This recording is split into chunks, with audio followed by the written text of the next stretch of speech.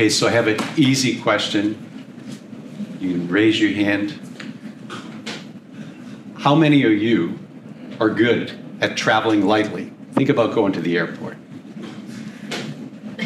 Stephen's pretty good. Yep. We got to, for online, a few people raised their hands. Probably just modest people. I have to confess, I still need to make progress in that area. Yet I've had some really good role models with Father John Phelan, Father Willie, and really all of my brother priests that I've served with here at the Peyton Center. They somehow miraculously don't have to check luggage when they take a plane.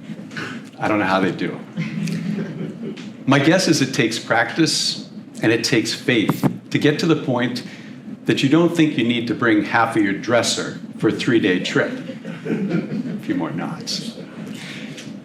Jesus sending out the 12 on a mission. He sends them out to expel demons and to cure the sick.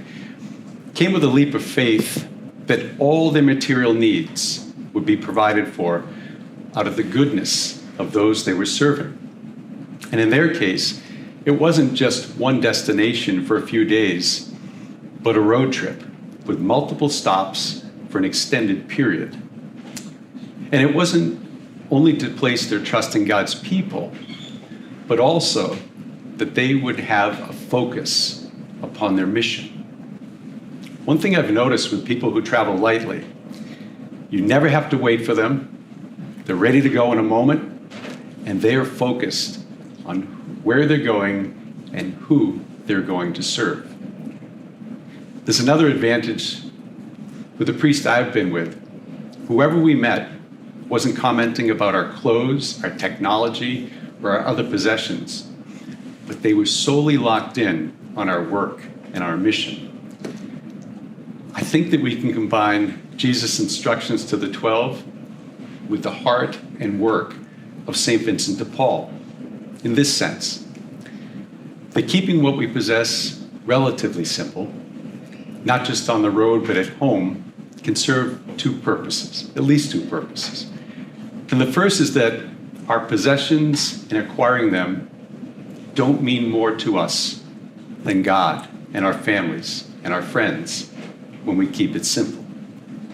And secondly, to this end, espousing the values of St. Vincent de Paul's care for those in need can cause us to be better able to let go of our clothing or other items that we have more than enough of and yet others lack. I don't know if you've had this experience, but if you've ever been to make a donation to a St. Vincent de Paul center, there's a feeling of goodness when you get to bring something to help a person in need. And in most cases, you meet other people doing the same. It's great to be in that type of environment. Now, I know it's not always easy to make yourself start filling bags of clothes or other things that belong to you or perhaps a loved one who's gone home to God. But upon donating and then driving away, there's this great sense of doing God's work on earth. There's one last thing that we can let go of too, and that's found at the end of this gospel passage when Jesus says, "And as for those who do not welcome you, when you leave that town, shake the dust from your feet in testimony against them." Imagine if we could do what Jesus said.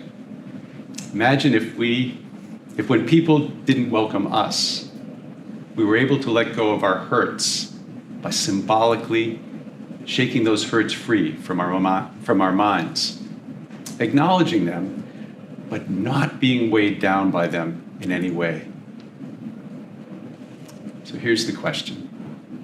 What is it that we need to let go of today to share with others, or perhaps to heal a hurt in our lives? Something that will help us travel easily and fruitfully with Jesus. We are meant to travel lightly with Jesus. St. Vincent de Paul, pray for us.